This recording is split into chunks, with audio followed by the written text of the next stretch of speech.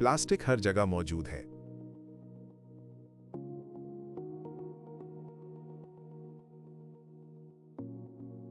20वीं शताब्दी के मध्य से लेकर अब तक मानव जाति ने 9 अरब टन से अधिक प्लास्टिक का उत्पादन किया है। एक ऐसी सामग्री जिसका उद्देश्य जीवन को आसान बनाना था, लेकिन इसके बजाय वो प्रकृति और मानवता के लिए एक घातक जाल बन गई है। ये सर्वविदित है कि अधिकांश प्लास्टिक का पुनर्चक्रण कभी नहीं होता है। प्रोफेसर एंटोनियो रागुसा एक इतालवी प्रसूति रोग विशेषज्ञ और शोधकर्ता थे, जिन्होंने सबसे पहले इसकी पहचान की थी। मानव गर्भनाल में मौजूद सूक्ष्म प्लास्टिक यह बताता है कि ये जीव मंडल में अपनी यात्रा कैसे जारी रखता है। हम जितना लाखों करोड़ों टन प्लास्टिक का उत्पादन करते हैं, उसमें से 10% से भी कम का पुनर्चक्रण हो पाता है। इसका 90% से अधिक हिस्सा पर्यावरण में फेंक दिया जाता है। और जब प्लास्टिक को पर्यावरण में फेंका जाता है तो ये धीरे धीरे छोटे और छोटे कणों में टूट जाता है। अंततः ये बहुत छोटे माइक्रोप्लास्टिक या यहाँ तक कि बहुत छोटे नैनोप्लास्टिक में बदल जाते हैं। ये कण नदियों के माध्यम से यात्रा करते हैं, समुद्रों तक पहुंचते हैं और पूरे महासागरों में फैल जाते हैं। और वे मछलियां हमारे शरीर में प्रवेश कर जाती हैं, जिन्हें हम बाद में खाते हैं, इसलिए वे अंततः हमारे शरीर के भीतर वापस आ जाती हैं। विश्व भर के पारिस्थितिक तंत्रों में सूक्ष्म प्लास्टिक की समस्या लंबे समय से देखी जा रही है। तुर्की के चुकुरोवा विश्वविद्यालय के प्रोफेसर सीडॉट गुंडोडोजो माइक्रोप्लास्टिक्स पर शोध समूह के संस्थापक हैं और समुद्री जीव विज्ञान और भूमध्य सागरीय सूक्ष्म प्लास्टिक संदूषण के विशेषज्ञ ये बढ़ती चिंता के बारे में बताता है। मैं बर्गसिंग वॉन फिश हूं, मुख्यतः जीव विज्ञान। मैं था बर्गसिंग वॉन फिश जीव विज्ञान 2016 से। अपने पीएचडी अध्ययन के दौरान मैंने महसूस किया कि आप जिन सभी नमूना स्थानों पर थे वे सभी एक जैसे थे। जैव विरासत के लिए हम इन प्लास्टिक का उपयोग करते हैं, केवल माइक्रोप्लास्टिक का, क्योंकि सबसे पहले हमें यह एहसास हुआ कि मुख्य समस्या प्लास्टिक ही है। आज हम माइक्रोप्लास्टिक शब्द को सुनने के आदी हो चुके हैं, लेकिन एक समय ऐसा भी था जब यह शब्द अस्तित्व में ही नहीं था। प्रोफेसर रिचर्ड थॉमसन प्लायमाउथ विश्वविद्यालय में समुद्री जीव विज्ञानी है, मरीन इंस्टीट्यूट के निदेशक, order of the British Empire के अधिकारी और रॉयल सोसाइटी के फेलो। अपने कार्य में उन्होंने समुद्री वातावरण में सूक्ष्म प्लास्टिक कणों का वर्णन करने वाले पहले व्यक्ति होने का गौरव प्राप्त किया। एक बिल्कुल नए शोध क्षेत्र की नींव रखना। जब मैंने पढ़ाना शुरू किया तो मैंने अपने कुछ छात्रों के सामने ये चुनौती रखी। वे समुद्र तट पर गए और उन्होंने रेत के नमूने एकत्र किए और हमने माइक्रोस्टोर के माध्यम से उन्हें देखना शुरू किया। और शुरुआती नमूनों से ही हमें ऐसे टुकड़े दिखाई देने लगे जो रेत पर बनी आकृतियों जैसे नहीं दिखते थे। चमकीले रंग के टुकड़े, लाल और नीले, और उनकी पहचान की पुष्टि करना लगभग एक प्रकार की फॉरेंसिक जांच जैसा था। और हमने पुष्टि की कि वे वास्तव में प्लास्टिक थे। हमने दिखाया कि वे ब्रिटेन के आसपास विभिन्न प्रकार के आवासों में मौजूद थे। तलछट मिंजल स्तंभ में रेत। और दिलचस्प बात यह है कि 2004 में प्रकाशित उस पहले शोध पत्र में, मेरे पहले शोध पत्र में, हमने माइक्रोप्लास्टिक्स शब्द का प्रयोग किया था। और इससे पहले सूक्ष्मतम टुकड़ों के लिए इस संदर्भ में इस शब्द का प्रयोग नहीं किया गया था। इससे पहले भी प्लास्टिक के छोटे टुकड़ों पर कुछ अध्ययन हुए थे जिनका हमने अपने शोध पत्रों में उल्लेख किया था, लेकिन हमने बाकियों से छोटा आकार चुना। हमने इसे उपलब्धता के आधार पर प्रदर्शित किया। हमने समय के साथ वृद्धि की प्रवृत्ति को दर्शाया। महासागर प्लास्टिक संचय का मुख्य भंडार है।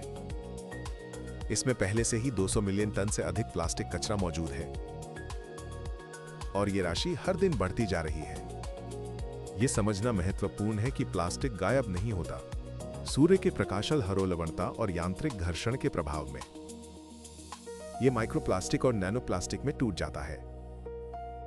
माइक्रोप्लास्टिक 5 मिलीमीटर से छोटे आकार के प्लास्टिक के कण होते हैं, जबकि नैनोप्लास्टिक्स 1 माइक्रोमीटर से भी छोटे होते हैं, जो मानव बाल से लगभग 1000 गुना पतले होते हैं। अकेले महासागर की सतह परत में ही लगभग 350 ट्रिलियन सूक्ष्म प्लास्टिक कण मौजूद हैं, लेकिन वास्तविक संख्या इससे कहीं अधिक है। वैज्ञानिकों का अनुमान है कि लगभग 90% नैनोप्लास्टिक कण।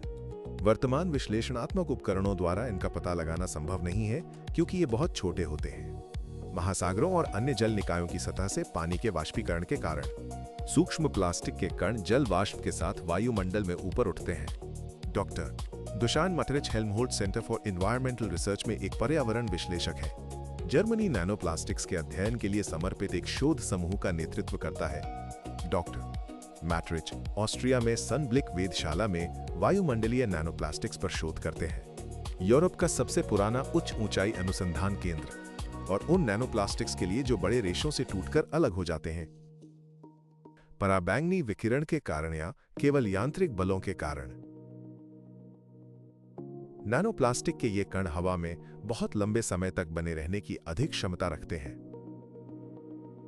और इसका मतलब है कि इसे उठाकर समुद्र तल से 106 मीटर ऊपर यहां तक लाया गया है। तो हमने जो पाया वो ये है कि सभी स्टेशनों में नैनोप्लास्टिक मौजूद है।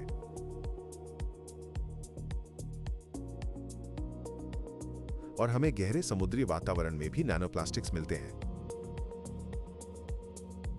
और हमारा सबसे गहरा बिंदु 5,000 मीटर से नीचे है। वायुमंडल में मौजूद सूक्ष्म और नैनोकण हजारों किलोमीटर की दूरी तय कर सकते हैं। एक महाद्वीप से दूसरे महाद्वीप तक पार करना।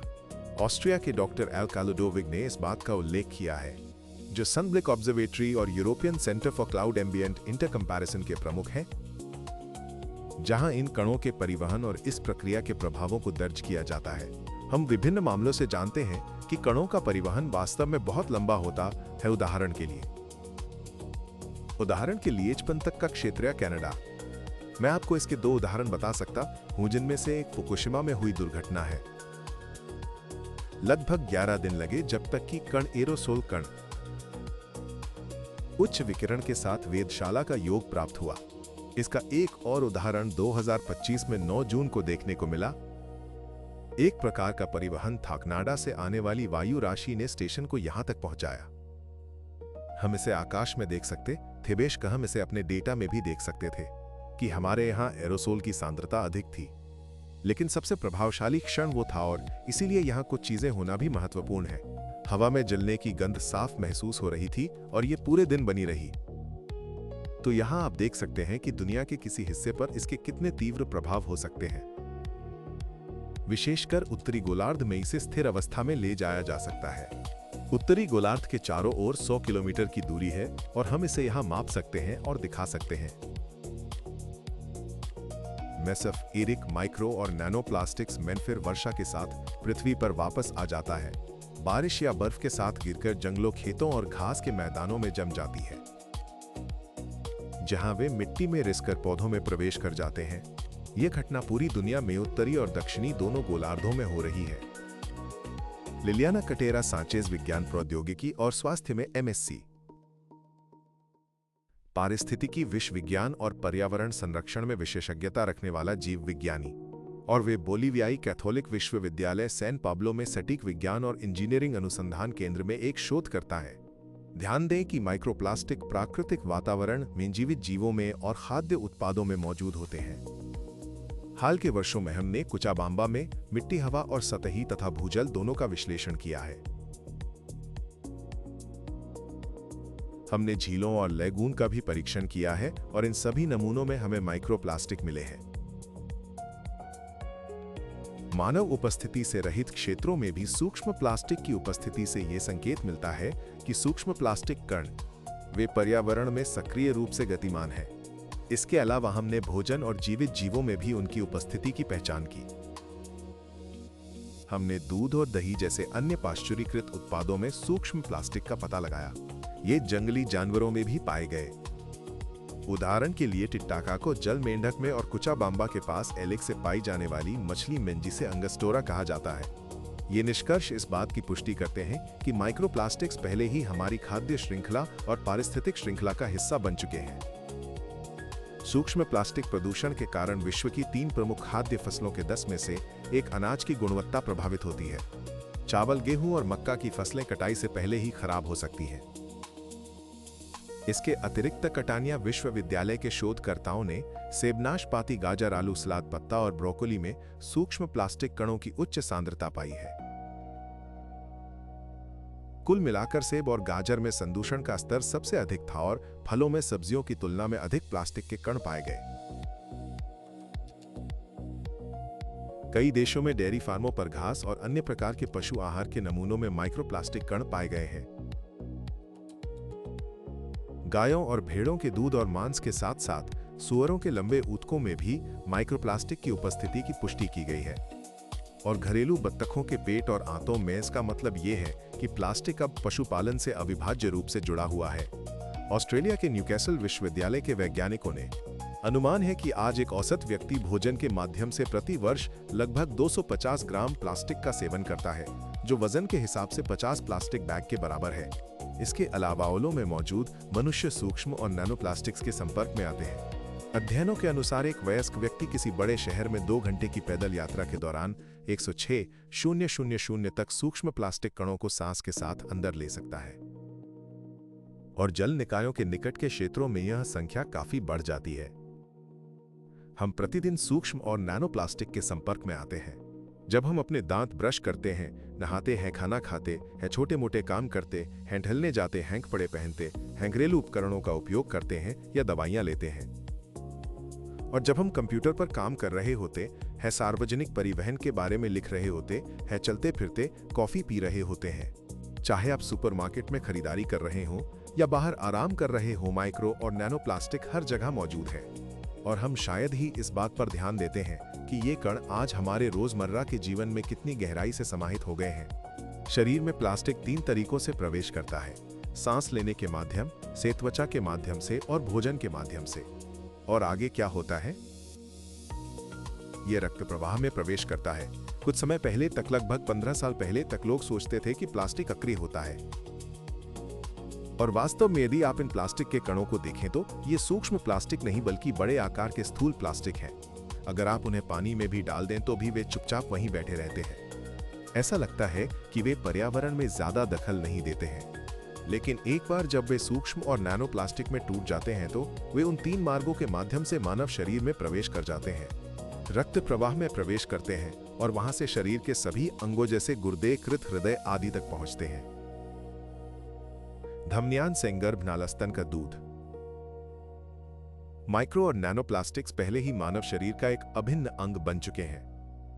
ये आंतों के ऊतकों, हृदय की मांसपेशियों और अंतःस्रावी एवं प्रजनन अंगों में जमा हो जाते हैं, जिससे उनके कार्य बाधित हो जाते हैं। मानव शरीर में ऐसी कोई जगह नहीं है जहां वे प्रवेश न कर सकें। अध्ययनों से पता चलता है कि नैनो प्लास्टिक की उच्चतम सांद्रता मानव मस्तिष्क के ऊतकों में ही पाई गई है। प्रोफेसर लुकास स्किनर एक रोग विज्ञानी, कैंसर शोधकर्ता और क्रिश्चियन डॉपलर प्रयोगशाला के निदेशक हैं। अप्लाइड मेटाबोलॉमिक्स के लिए और माइक्रो वन प्रोजेक्ट के वैज्ञानिक निदेशक के रूप में जो माइक्रोप्लास्टिक और स्वास्थ्य पर इसके प्रभावों का अध्ययन कर रहे हैं। ये बताता है कि कैसे सूक्ष्म और नैनो प्लास्टिक कण शरीर की रक्षा प्रणाली को चकमा देकर कुछ ही घंटों में मस्तिष्क तक पहुंच सकते हैं। और हमने पाया कि रक्त प्रवाह में मौजूद कण जो कोलेस्ट्रॉल से ढके होते हैं, वे एक्यूज की तरह होते हैं। वे आसानी से रक्त मस्तिष्क अवरोध को पार कर सकते हैं, जो शरीर का एक बहुत ही सख्त अवरोध है और मस्तिष्क को विषाक्त बाहरी पदार्थों या यहां तक कि जीवाणुनाशक पदार्थों से भी बचाता है। इसलिए उदाहरण के तौर पर मस्तिष्क की ट्यूमर का इलाज करना मुश्किल है, क्योंकि वे मस्तिष्क की बाधा से जुड़े होते हैं। इसलिए दवाओं के मामले में भी सख्त नियम लागू होते हैं। लेकिन कण तेजी से प्रवेश कर सकते हैं, क्योंकि उन्होंने खुद को ऐसे अणुओं से ढक लिया है जिन्होंने उन्हें रक्त मस्तिष्क अवरोध को पार करने में मदद की है। और मेरे लिए ये देखना वाकई बहुत ही आश्चर्यजनक था कि जिन लोगों को हम ओलिगोवेज देते हैं, उनके मस्तिष्क में डिस्पार्टिक एसिड पहले से ही मौजूद होता है।